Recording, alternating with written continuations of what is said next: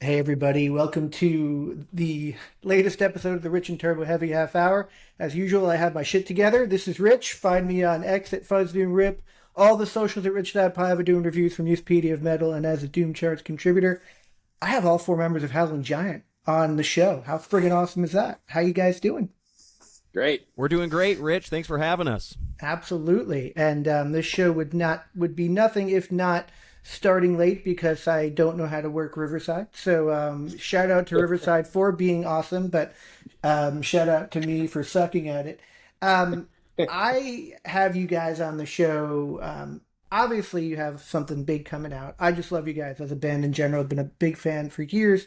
My sloth shirt always gets rave reviews whenever I wear it. But really what I want to talk to you about is your new record called Crucible Ruin. It's coming out on October 31st, according to your Bandcamp page. I believe that is the release date.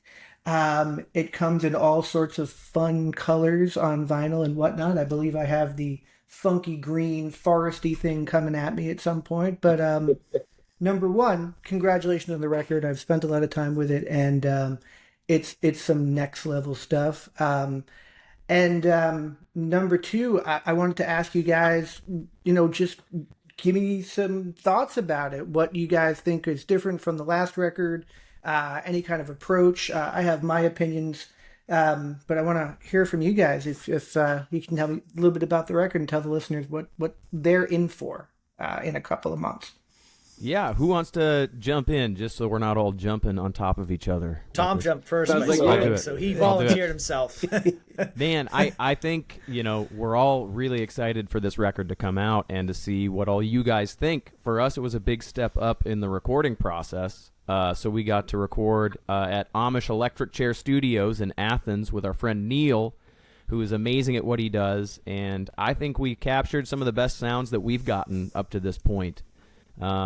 Especially speaking for like guitar sounds and I think drum sounds too. I don't want to speak for you, Zach, but man, the extra time that we took dialing in, just what we wanted these instruments to sound like. It really shows, and I think it was felt while we were recording that we were kind of leveling up in a way. So yeah, and also this was the first time that we basically tracked everything all in the same time period. We went in, did about a week and a half of instruments, came back a few weeks later with some more vocals. And prior to that, we were just doing stuff in my old basement, and we would do like a song every once in a while or two.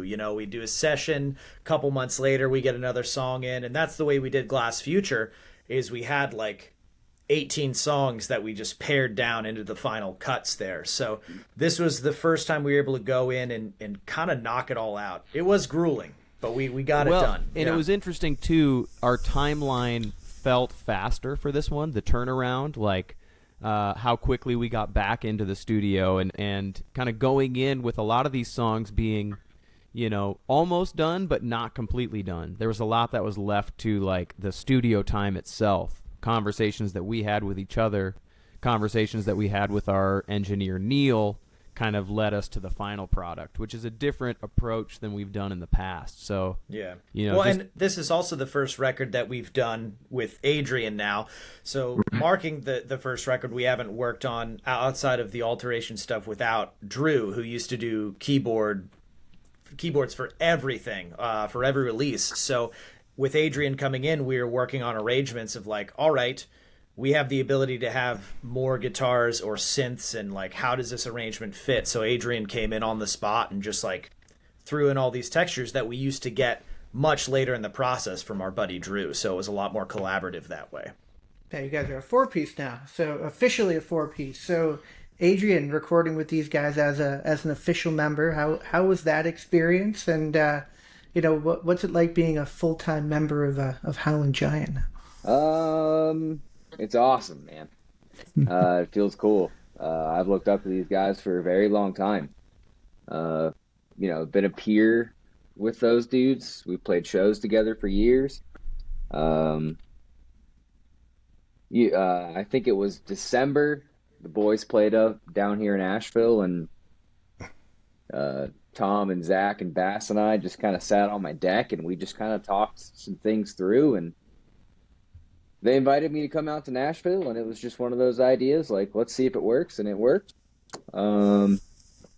And I basically had to learn a lot of music very quickly. No pressure.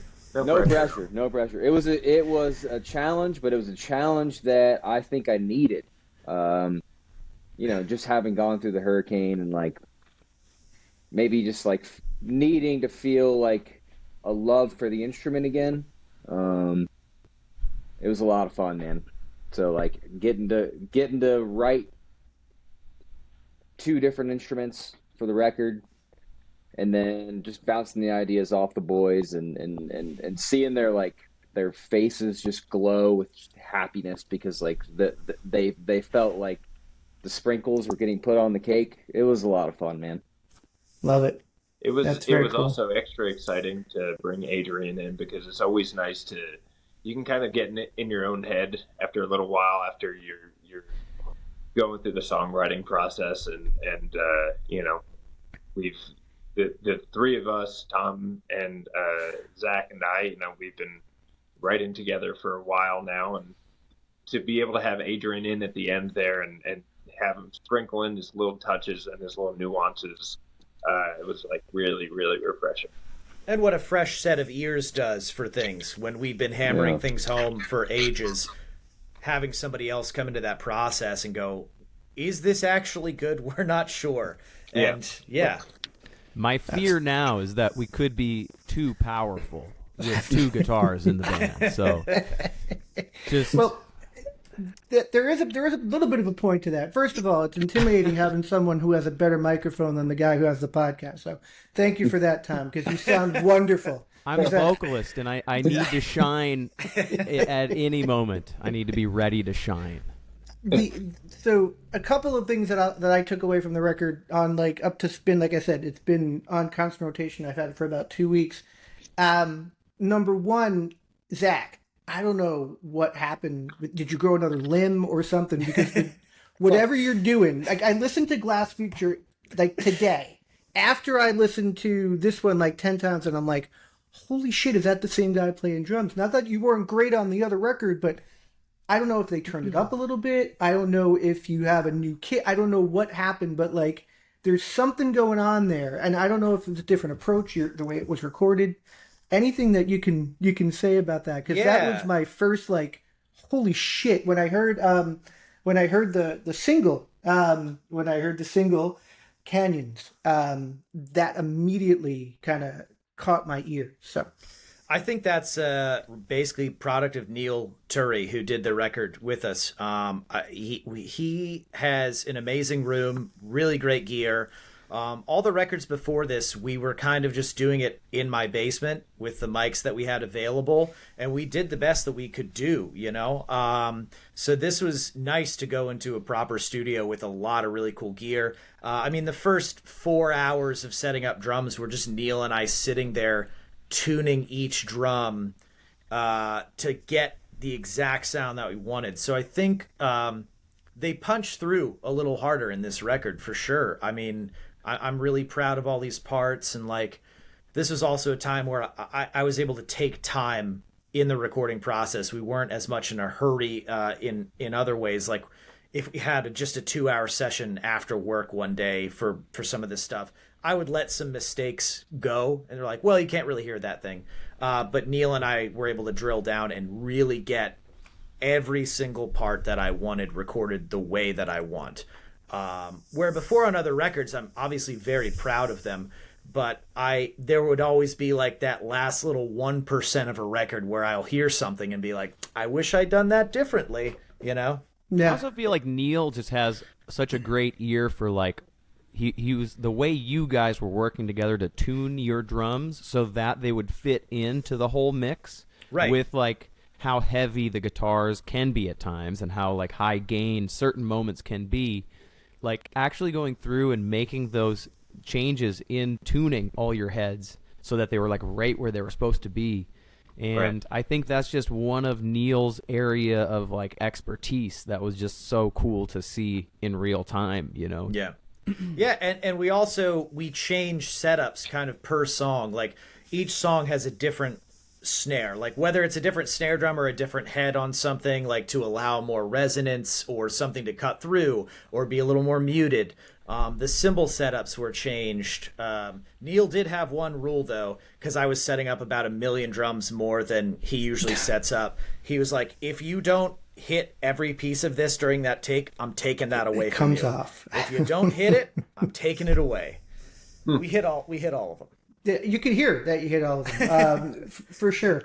Just great stuff, and that also leads to, and it kind of a comment that Tom made about the guitars, and to me that this is much more of a guitar-driven record that I think that I'm hearing than say Glass Future, where there was a lot more of the keys that were involved. I think the keys are a little more subtle now. Is that kind of, Tom, you and Adrian kind of tag teaming now and bringing more of that kind of heavy, more guitar-driven stuff to the material now that you're a four-piece? Yeah, I mean, I think that is a flavor of this record, and it's not necessarily like, it shouldn't be the model that you expect for every record coming up, but I think for these particular songs, there was an aggression that was felt with like the guitar sounds that, at least personally, I thought was really cool to highlight, rather than lean so much on like organ sounds like we've done in the past, which is a sound that I love and I would like to return to at some point. But at least for this collection of songs, with the dual guitars, with things Adrian was able to add on after, it just felt like a more guitar-driven collection of pieces. Yeah. So it's kind of something I think, we just wanted to try, and as we started layering things, it was like, man, this is a very guitar-focused record with small kind of synth add-ons just to give that little extra depth. Yeah, and for a guy who's very, I love organ in music, so it's not the only reason why I love you guys, but it's a part of it. So you do notice when you don't get a lot of that, with the new stuff, but then you hear everything else and you're like, geez. It's I'm also hearing that you guys are like a professional rock band now. It sounds like, with all this, the studio stuff going on. And hey, you said it, not us. And Sebastian, I think you have some experience in just generally in your life in seeing professional rock bands. What was the difference in this experience for you compared to what you've been with these guys and just experienced in the past and maybe in studios? My dad had a home studio, for all of my life, and so I've just always been used to that home studio setting of like just kind of going down, recording some guitar, recording some bass, and kind of taking it more in a relaxed sense, and that was kind of the way that it was when I joined with these guys for Space Between Worlds. I came in at the tail end of that, and that was of the same kind of thing where we were, we would pick a one night and just do a couple songs here and there, and then the next night would just be, we'll just finish up one song or finish up another two songs. And so that was what we were used to, what I was really used to. And this was really a first experience for me, jumping in to like the full studio format. Seen it done before, but never really did it myself. So that's why it was extra exciting. That's very cool. It's very cool, and I also am blown away by the artwork on this record. I would absolutely hang that as a centerpiece in my living room. Tell us a little bit about that, if you don't mind, because I love it. I can't wait to see this in a record sleeve. Yeah, so my mom did the art again, Susan M. Davies, and I think it originally started with, I think Zach had the idea that we wanted just a general concept of a more kind of like verdant, like green, kind of almost foresty kind of vibe, and that just opened up the conversation with, I guess, my mom to be like, what can we do? What kind of focus do we want it to have? So from our end, it's a lot of talking about like elements of the record. We want it to be foresty, but there's a focus on this like kind of lesser gods and like a meeting of kind of like almost occulty and arcane kind of forces. There's like a little bit of a darkness element, so we kind of through that explored the idea of this forest that was, you know, both a little mystical but also a little bit kind of spooky at night kind of a vibe. So we kind of just pitched that to my mom, and she sent us some stuff, and we made a lot of ideas and edits back and forth, and we landed on this. She uses a really cool style, but it's a really difficult one. She uses alcohol ink on Yupo paper. Oh, wow. So the way that medium works, that alcohol ink likes to run, and it likes to just kind of do its own thing. So a lot of that kind of work is, you know, you're kind of like guiding chaos to a certain degree. You're putting it on paper, and you need to see what it does and follow the way it kind of naturally wants to go. So she's really talented at manipulating that and making it into something that is, you know, so cool. But it's definitely a difficult and chaotic ink to use from my understanding, which I think is kind of cool in how that plays with the record and how it sounds as well. So that makes this even cooler the way that you just explained it, even down to like the font that you used for the title. It's just perfect. It looks like either like an old book that you pulled out of, you know, like, or I don't even know how to explain it. Where is the original of this as we speak?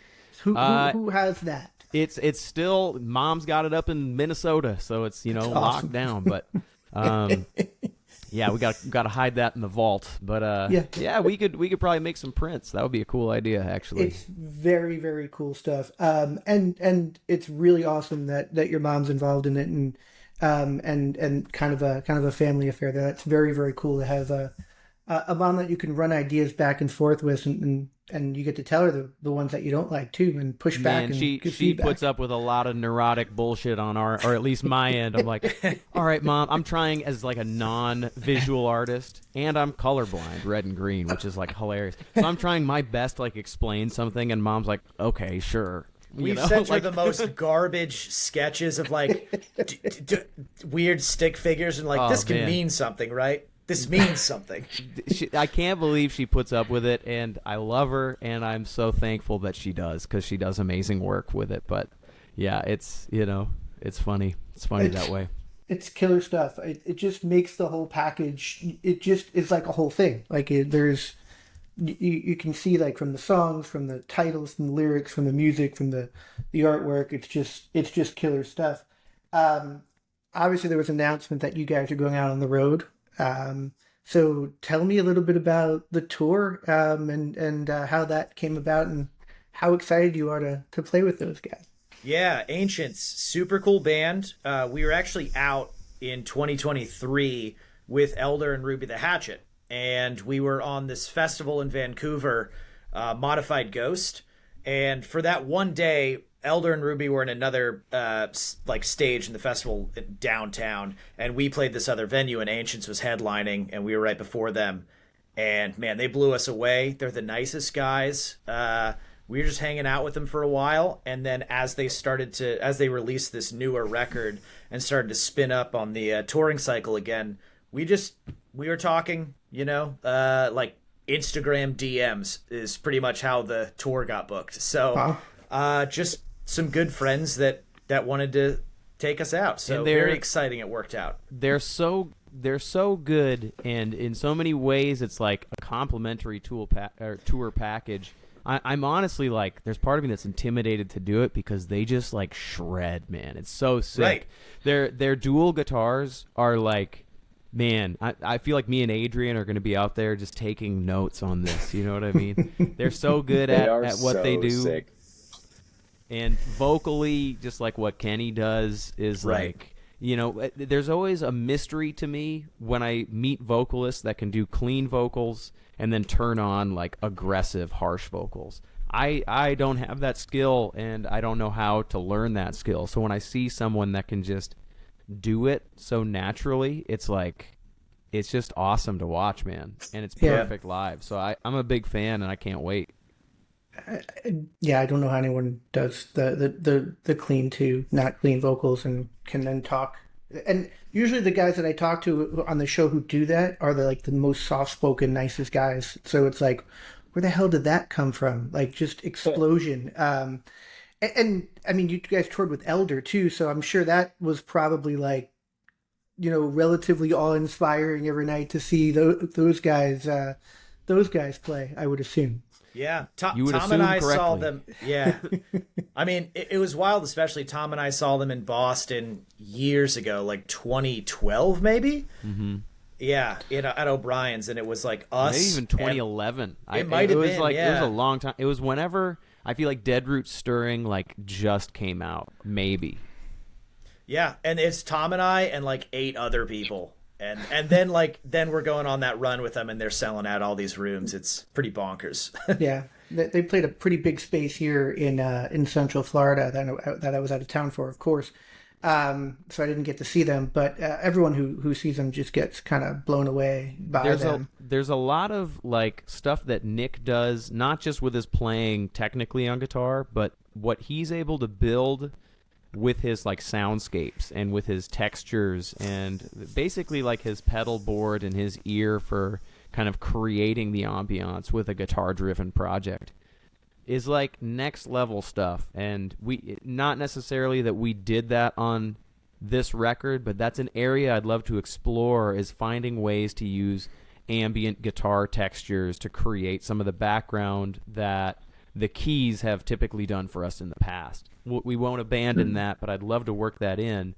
Elder is just a band that is so easy to draw in, inspiration from the playing to the sounds to the subject matter. It's just, they're kind of a next level band. So it was awesome playing with them.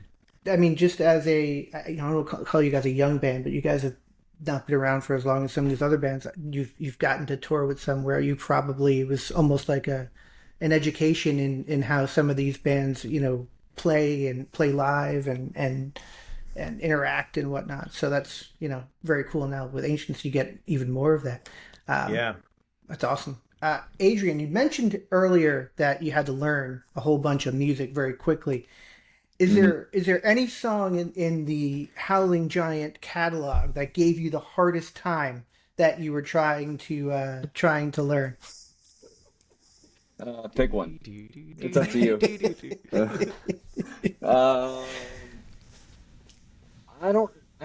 I think I've had to rework my vocabulary on like hardest or most difficult or challenging.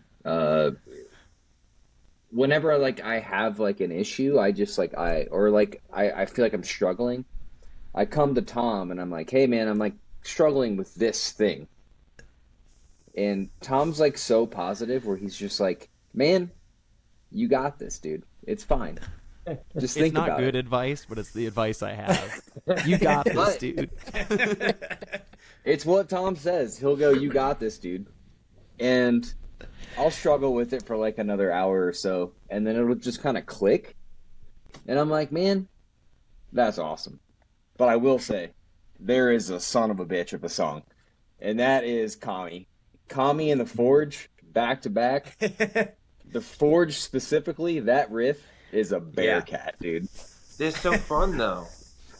It's good It for is you. fun. It's a blast. It's good for you. Those are movements from our Masamune split that we did with Sergeant Thunderhoof. We'll split some of those sections off and do them live. That's awesome. I didn't realize you guys actually played that stuff in your set, so that's very, very cool.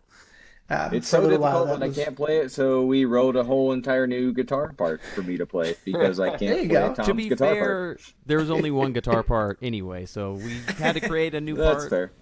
Otherwise you're just playing what I'm playing. So Yeah, it's better that way. That's true.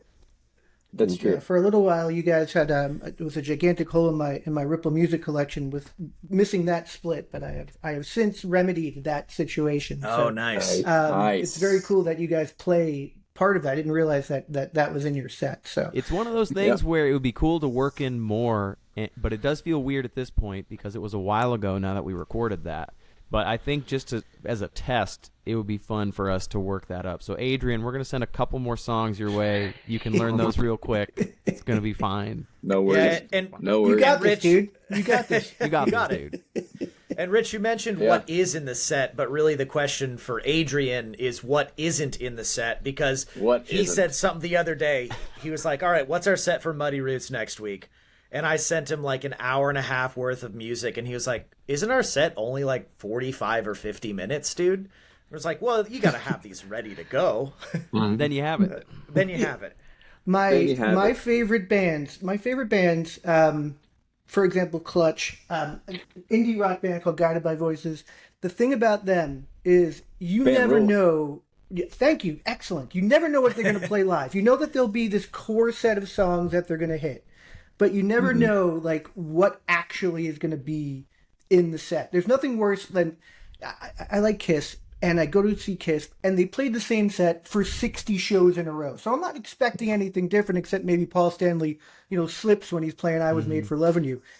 Otherwise, we're getting the same set no matter what happens. So I love the fact that you mix that up and bring the other things into the set. When we toured with Mars Red Sky on this last run, Julian, the front man, is a huge Guided by Voices fan. Oh, wow. He Awesome. and the drummer. So we would sit down and they would show me, because I was unfamiliar at the time. So we would sit down and I'd be like, great, like what record should I start with? And he pulls out like the scroll of records they've created. I'm like, well, that's an overwhelming catalog. But it's all so cool, and it's a great example of a band that just like, when you find the wellspring of creativity, you just let it run and you just let it go.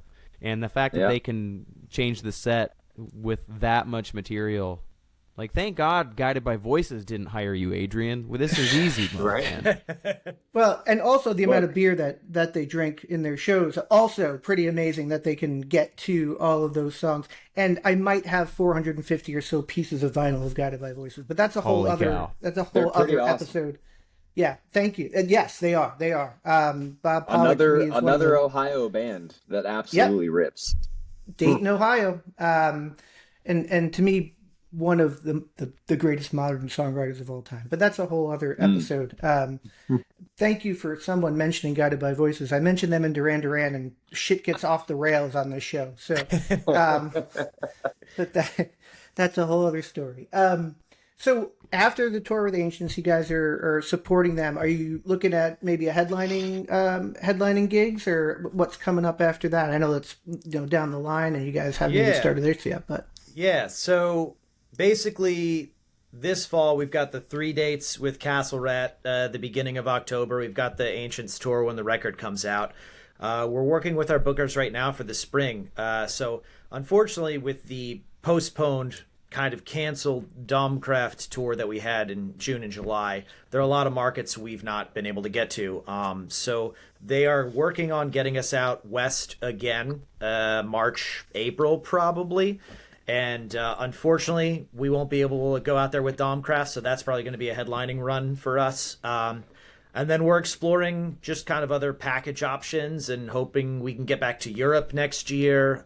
So a lot of that stuff's already happening right now, which is kind of crazy. So we'll see what they come up with. Very cool. And Orlando should always be a date on at least one Orlando show would make at least the host of this show very happy. Right. We played Will's Pub once before years ago. That place was awesome. That was the one time we've been in Orlando, right? That was it. Yeah. Will's is a very cool place. I'm seeing it's a place called The Conduit, but I'm seeing Truck Fighters and Restless Spirit there on Friday. Yeah. Nice. So that'll be a good show. We don't get a ton down here, but when we do, it's I have to make sure that we get to go. You mentioned the show you guys are doing with Castle Rat. Magnetic Eye has just amazing bands, and Castle Rat is one that has been who seem to be on the edge of going gigantic, and are very polarizing in the scene right now. Just as who they are and what they are. Have you guys worked with them before? Have you played shows with them before? They're going nuclear, dude. Yeah. Castle Rat's going. Yeah, they're great. They're super nice. Sick.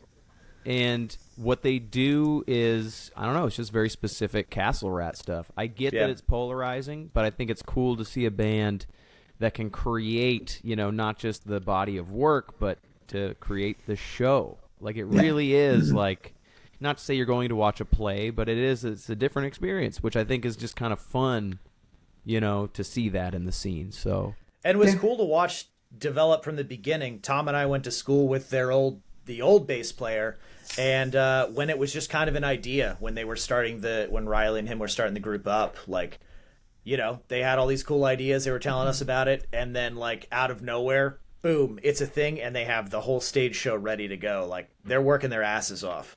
Yeah, I think you miss a little bit of something if you don't get the whole picture. Like if I just get the promo and you play it, it's great. It's really good, but I don't think you get the whole picture. And nobody goes to see Guar for their songs, right? You go to see Guar because you get hit by dinosaur DNA in the front row, right? That's why you go see Guar. But these guys can bring the songs as well as bring in the stage show. So that should be interesting, and it should be very interesting to see what that record does.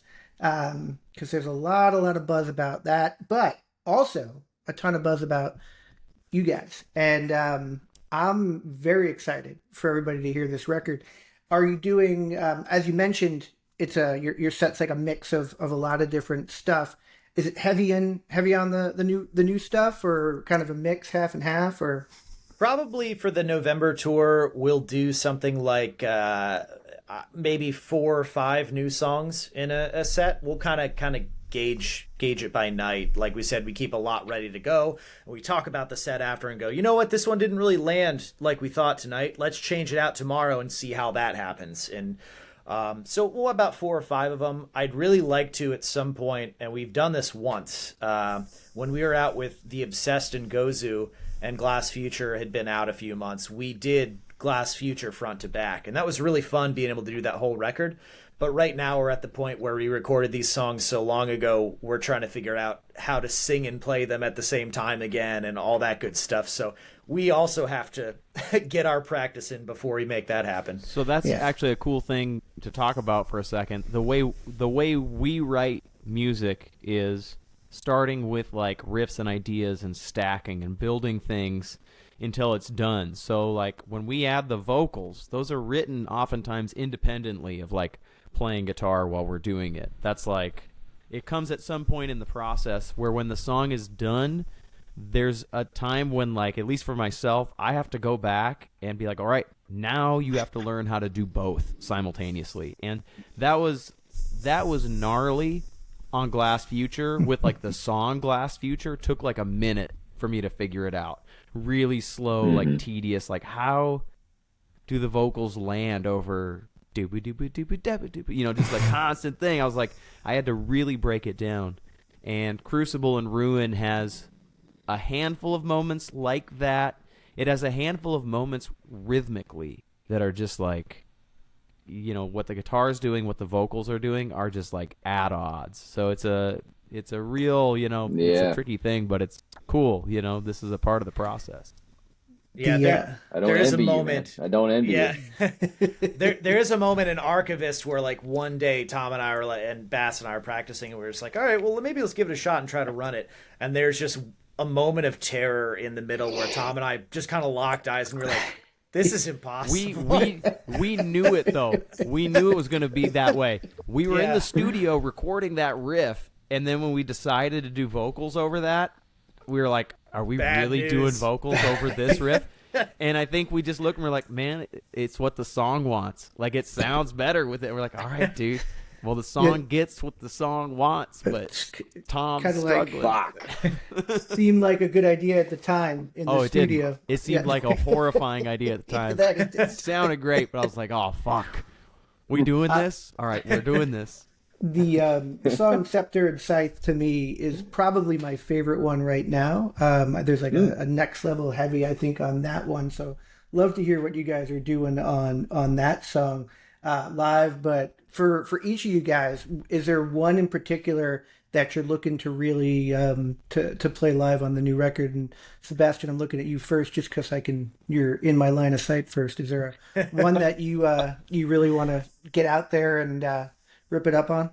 Yeah, I think we had mentioned Archon before. That one, I'm really excited We haven't been working on it super recently, so hopefully we get it up to speed. But that one has some really cool bass riffs that I think grooves really hard. So I'd love to have something like that in the set. How about you, Tom? Man, it's tough. There are a lot of moments in a lot of these songs that are really fun to play. You mentioned Scepter and Scythe. That is one particularly live that I really enjoy playing. I think that it has a lot of great elements of like fast noodly guitars that open up into like expansive kind of chorus moments with a really cool lead. So I think that one's really gonna be a good time and has been. That's been one of the ones we've been bringing out. Also, Beholder 1, I think, is going to be sick. It's just kind of got this, like, extra heavy, kind of metal-y edge. So I think we're going to need that one on the Ancients tour. That's, like, the only way we're going to hold on to a metal tour like that. You know? The only way to slay the dragon is to bring out a heavy riff. Dude, that's it. In the promo, it doesn't have the colon after 1. So I'm like, Beholder I Downfall. Interesting. What does that mean? And then I'm like, idiot, there's a 2 underneath it. So it took me a second, but not sometimes the fastest on the uptake there. How about you, Adrian? Which one are you looking to get out there and play? Beholder, man. That was probably the hardest riff for me to learn. Tom is a wizard. He showed me that riff, and I went, there's no fucking way, dude. Are you kidding me right now? And I just sat at my computer with my headphones in, and I just played it and played it and played it and played it and played it. And then, like, watching Tom play more, like, at band practice, like, watching his phrasing and, like, you know, how he frets things and blah, blah, blah. I started to kind of just dissect it a little bit. That's the one for me, though. Beholder is definitely the one. Excellent. And Zach, how about you? Yeah, a little bit that we've done Scepter and Scythe live has been awesome. I spent a lot of time on that one, working on like those drum breaks and like figuring out what type of fills I want to do and the groove and everything else. I'm like proud of those lyrics that we all came up with, and yeah, I mean that one's really great. Beholder's great as well. Beholder 1. But that one's another one where, like, we're trying to get all the vocals in on it, and I'm just like, I have to break my brain away from my body and try to just work on each part. Because there's some light polyrhythm stuff that I'm dealing with, and my head can't keep up. I just got to work on it a little bit more. So You know what's also going to be sick, though? Specifically, the end jam of Beholder 2. Yeah. So we've been talking about Beholder 1, which is like a heavier tune. Beholder 2 kind of starts out with this just groovy, you know, I feel like I was looking specifically at Black Sabbath as like an influence, kind of what Ozzy's doing over some kind of simple, you know, guitar stuff. But then the end, it just morphs into like a whole different animal. It's just like kind of chaos, spins out. It's awesome. And it's like really it's a really cool part that I think is going to depend on our ability to like build that together. Like it's a kind of dynamic section. So we haven't gotten to work on that as a, you know, full band unit quite yet, but I'm looking forward to diving in on that one. And I hope it hits live, but you never know. You just got to see how these things do and just see how the audience reacts. I'm a big fan of you guys before, but just talking to you guys and how well you get along and how humble you are, and what you guys are doing, and how just like we got to practice and we got to do. It's just amazing. So I'm really, really, really trying not to gush too much, but you know, really digging what you guys are doing. And I wanted to just ask. I tend to make assumptions of, you know, bands or influences for you guys and what you guys bring to the table. You mentioned Sabbath. Everybody mentioned Sabbath, obviously, and there's for good reason. But I want to just add, like, for some of you, we'll start with Sebastian. You just an influence in your playing that you bring to the table that you call out that you can feel in your style or others might be able to hear. The main influence is my dad.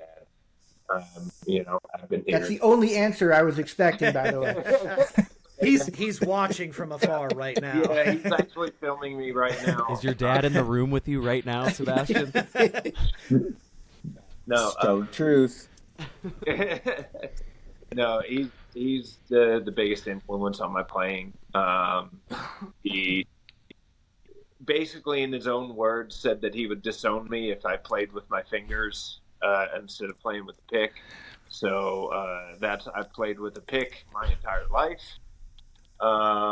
And yeah, he just had he has such a signature tone with his P-bass style and Accept, and now with Udo and Dirk Schneider and everything that he does, it just plays so powerful. And so I really just always wanted to emulate that as much as I could.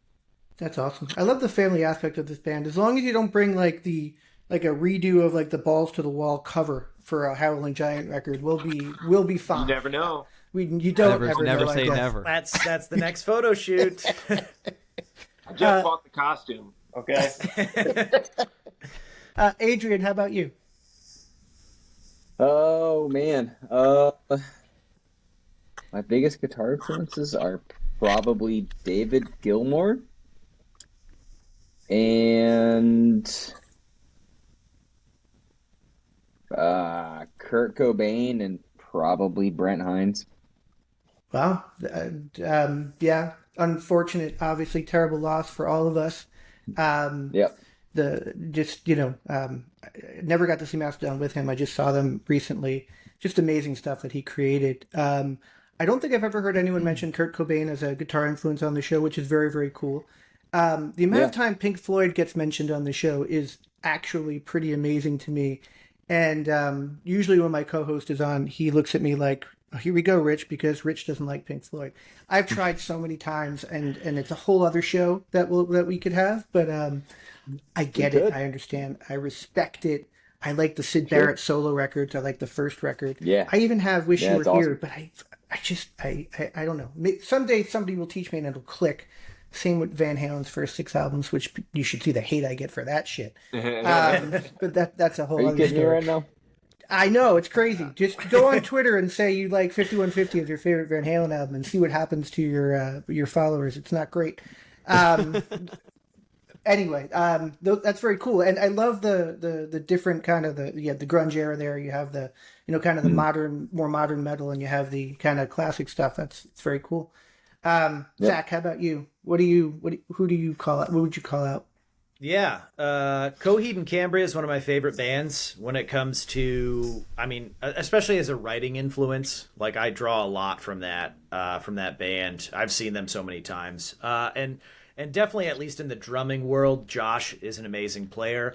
I also love Blake's playing from Between the Buried and Me, and then Braun's playing for Mastodon, talking about singing drummers. Just like when I started doing that for this band, I was like, how does he do it? So I, bought the same vocal mic that he does and started to just emulate those parts and figure out how to sing and play, That is a crazy thing. And Tom, not taking anything away from a singer who's playing guitar, but watching him when I saw Mastodon, besides the big monster that was walking across the stage and the 80,000 people in Daytona who were various stages of inebriated, half the time I was watching him singing and like thinking to myself, how is he keeping his head so still while drumming and singing and not like, having this massive echo and knowing nothing about how any of this stuff works. But like, it was a sight to behold, I must say. I think the biggest thing that I noticed for Zach and for just singing drummers in general, it's one thing to see how much movement their body's doing, to also sing into the mic and stay where you're supposed to be. But I think it's what you can't see, which is the breath support that you need to be able to sing. That imagine trying to hold that breath support while exerting that kind of energy. It's kind of like it's the energy output to the breath control while you're doing it. Imagine you're just like sprinting, and they say, control. You're breathing down to this. It's just like kind of a next level, and I don't think that is even something that you can see as an audience member to know how difficult that is. So it's just crazy. Just without knowing any of that, just sitting and watching it, it just is a sight to behold. So yeah, excellent, and yeah, those are great. Coheed is great. I love them. I love their stuff. So that's an excellent choice. And Tom, I'm to you now. How about you? Man, I feel like there are so many different eras that I've had as a guitarist of like the infatuation of the time. But, you know, the two like earliest influences for guitar, my dad was a huge B.B. King fan. So there was a lot of B.B. King around, which like was very just guitar tone wise. This kind of way of writing a solo that was meant to feel melodic and almost vocal-esque. I think that's something that has stayed with me to this day to some degree. When I write a guitar solo, I like to try and make it a melodic element rather than just like a chance to like try and shred a thing, you know? There are moments of that, but there's a focus on that melodic aspect. And that kind of segued into Alex Lifeson and Rush, which was like my friend Jeff Sisko growing up. That was him and his dad's favorite band. And I would hang out, and I remember when they were like, Tom, we need to show you Rush. And I was like, okay. And so we went down the rabbit hole, and I think that, you know, everyone talks about Rush and how amazing they were as a band, but I don't think enough time is spent talking about Alex Lifeson and his contribution to writing melodic guitar solos and just like writing these riffs. It's like he was so overshadowed by two absolute titans that Geddy Lee and Neil Peart were. Peart? I've never truly known, to be honest with you. Peart? Somewhere in the middle. Somewhere in the middle. Neil P. But Alex Lifeson, I think he's just such an amazing player, and I think that was my gateway to the prog world, and it was a great way to retain that like melodic kind of singing guitar influence into a prog environment. Eventually, that kind of morphed into other things. Songwriting-wise, Torch is a huge one. The heavy band with like melodic vocals over the top. ASG, one of my favorite bands of all time. And Elder, we mentioned them as well. Elder's a great, you know, way to bring the prog element into the heavy element and just kind of give you a little bit of everything. So Yeah, that's probably me in a nutshell right there. I'm very happy to see Torch kind of back. Hoping to Dude, get. Don't tease me, you know? I know. Yeah. We got a couple of shows, and going to see them with Caven would have been an amazing thing, but would love to. Hopefully we get some more Torch stuff. Being relatively local down here, Miami band, hopefully we'll maybe get something Torch related that I can drive to, which would make me happy. And you're in Florida, Rich, awesome. that's right? Yeah, I'm in Central Florida, so Orlando's like my hub of where things would happen. I used to live down south too, in South Florida, but yeah, we're here. Man. Got to go see Nunez's side project, Shitstorm. Shitstorm, dude. Shitstorm. John Nunez is so awesome, man. I love that dude. His production style and his like guitar tones and his bass tones, like, you know, I say Torch is a band that I'm a huge fan of. Almost like specifically John Nunez and that sound that he's had such a hand in crafting is like a huge part of that. Shitstorm. I'm on it. Yeah, Shitstorm is a different beast, so don't go in thinking. It's okay. There are all sorts of beasts I can get but down with. Specifically, I think it just shows kind of John Nunez and his like versatility and his ability to create creative, heavy, and aggressive sounds, and I just think he's one of the best at it. Very cool. And you know, with Tom, you and Zach, and mentioning bands like Coheed and Rush and some of the prog stuff, I get it. You know, I get it, because you definitely have, you know, there's definitely proggy elements to what you guys are doing. But the cool thing, I think, is you guys you're delightfully all over the place when it comes to what you guys are doing and your songs and the styles, and like you said, you know, this is more guitar driven rock, but you haven't abandoned like the organ and that stuff. So I've kept you guys longer than I promised, but I want to thank you guys because this has been awesome. We lost Sebastian, but please thank him for me. Rest in peace, Sebastian. Crucible Ruin. It comes out on October 31st as you can dress up as your favorite Howling Giant member for Halloween while spinning the record. Magnetic Eye is putting it out. There are some awesome vinyl variants. Looking on the Bandcamp page, still some of the cool, funky green ones still available. Cassettes, shirts, all sorts of stuff. Anything you want of Howling Giant is available on this record. And be prepared, because it will be in your Album of the Year list, without a doubt. It's killer. And I want to thank you guys. I want to wish you luck on the tour with Ancients. I want to um, propose a show in Orlando for me to be able to come to and see you guys play. If not, Noted. Atlanta's not that far if I had to make something happen. But thank you guys. It's been a pleasure, and please come back and talk to us. I think this has been awesome. Thank you so much. Thank you, Thanks man. so much, Rich. Absolutely. It was nice meeting you guys, and we'll talk to you Cheers. soon. Good luck. Yeah. Thank you. Thanks so Likewise, much. bro. Thank you. Talk to you.